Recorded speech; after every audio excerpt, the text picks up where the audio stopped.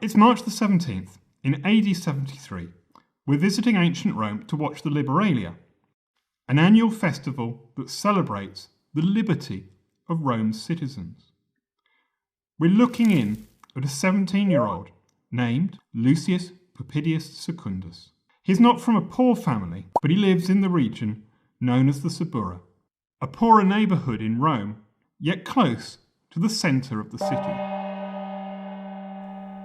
The tenants of these apartments are crammed in, which poses considerable risk. Fires are frequent, and the smell of ash and smoke in the morning is not uncommon. Lucius, who awoke at dawn, has family duties to perform today. His 15-year-old brother is coming of age. Half the children in ancient Rome die before they reach adulthood, so this is a particularly important milestone.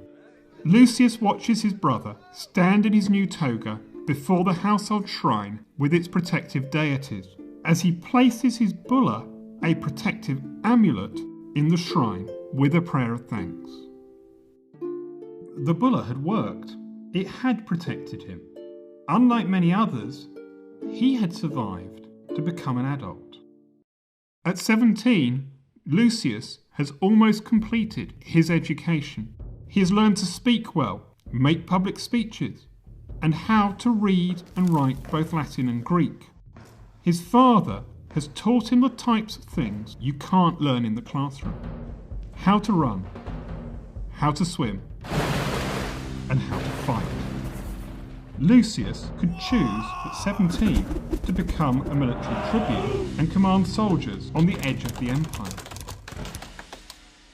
But in other ways, Lucius is still a child. He's not trusted to arrange business deals. His father will take care of that until he is 25. And Dad will arrange Lucius's marriage to a girl 10 years younger. His dad has his eye on a family with a 7-year-old daughter.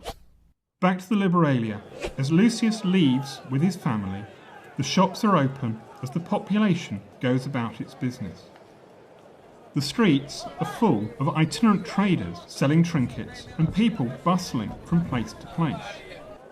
Large wagons are not allowed in the city until after the 9th hour, but the streets are still crowded. Fathers and uncles take the kids to the Forum of Augustus to see statues of Rome's famous warriors, like Aeneas, who led Rome's ancestors, the Trojans, to Italy, and Romulus, Rome's founder, and all the great generals of the Republic from more than 100 years earlier. Lovingly, we can imagine fathers and guardians with their now adult children remembering stories of Rome's glory and retelling the good deeds and sayings of the great men of the past. Lessons on how to live well and to overcome the follies of youth. There is a sense of history in this place, relevant to their present. Romans made an empire without end in time and space. Rome was destined to be eternal through warfare. Wars were a fact of life, even in AD 73. There are campaigns in the north of England and into Scotland, to the north of the river Danube into Romania, and on the frontier between Syria and Iraq to the east. It's now the 8th hour, time to head for the baths. Lucius and his family head up the Via Lata, the wide street, to the Campus Martius and the enormous Baths of Agrippa.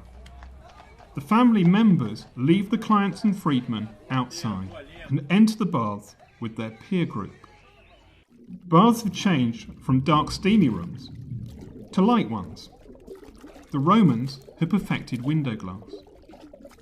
Everyone moves from the cold room to the tepid room and to the very hot room. More than an hour later, the bathers leave massaged, oiled, and have been scraped down with a striggle to remove the remaining dirt.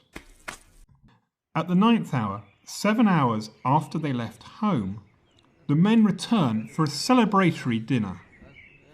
Dinner is an intimate affair, with 9 people reclining around the low table. Slaves attend to their every need, as the diners, through gestures, demand more food and wine. As the day closes, we can hear the rumble of wagons outside. The clients and freedmen, with a meal of robust, if inferior, food inside them, shuffle off to the now tepid baths before returning to their apartment blocks. Back at Lucius's house, the drinking continues into the night. Lucius and his stepbrother don't look too well. A slave stands by in case either of them needs to vomit. With hindsight, we know Lucius's future. In 20 years' time, the Emperor Vespasian's youngest son, Domitian, as emperor, will enact a reign of terror. Will Lucius survive?